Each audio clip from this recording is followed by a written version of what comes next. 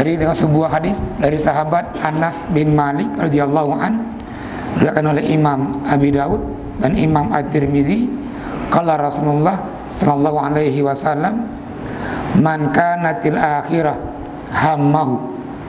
Rasul memberikan kita pilihan. Apa pilihannya? Yang pertama kata Nabi, barang siapa yang hidup dunia ini yang tujuannya akhirat, melangkah ke munasah tujuannya akhirat, jauh belang tujuannya akhirat, jauh lampau tujuannya akhirat, orang yang ini dia amalkan, maka Allah akan berikan orang ini 3 kemudahan. Yang pertama, ja'alallahu ginahu fi qalbi. Orang-orang yang tadi menempatkan bahwa hidup dia untuk akhirat, maka Allah jadikan hati orang itu kaya. Ja'ala fi qalbihi ginahu. Bagaimana maknanya? Allah jadikan hati orang itu kaya, Allah berikan rasa cukup dalam hatinya.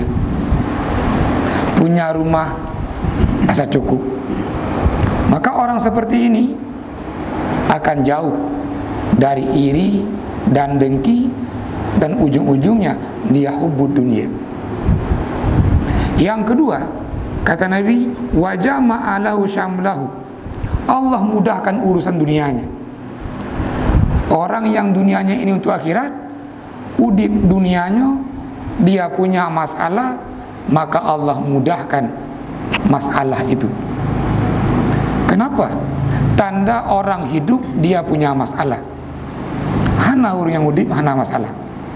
Mantum na masalah. Namun ketika orang jadi kata hidup untuk akhirat, maka masalah-masalah dia ini Allah mudahkan, Allah berikan dia jalan keluarnya. Yang ketiga, wa atadhud dunya wa hiya radimah. Orang yang hidupnya tadi untuk akhirat, Allah berikan dunianya. Oh, dia butuh makan, Allah beri makan. Dia butuh pakaian, Allah beri dia pakaian. Karena Allah yang maha pemberi, karena Allah yang maha pengasih. Maka ini 3 kemuliaan yang Allah janjikan untuk orang-orang yang hidupnya itu untuk akhirat. Yang pertama tadi, Allah jadikan hatinya itu kaya. Dan yang kedua, Allah mudahkan semua urusan-urusannya. Dan yang ketiga, Allah berikan orang itu dunianya.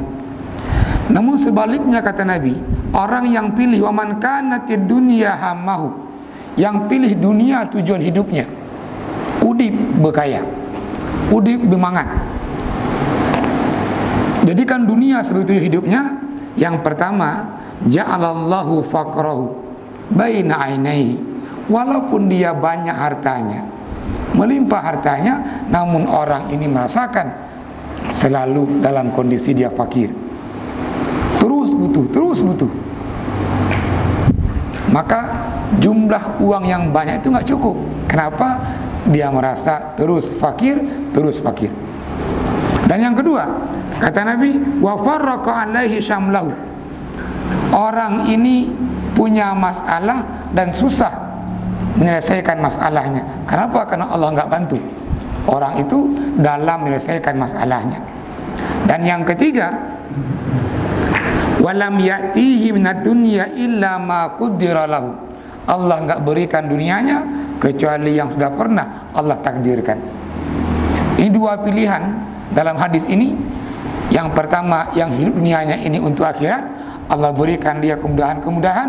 Dan yang kedua, orang yang udip dunianya untuk dunia.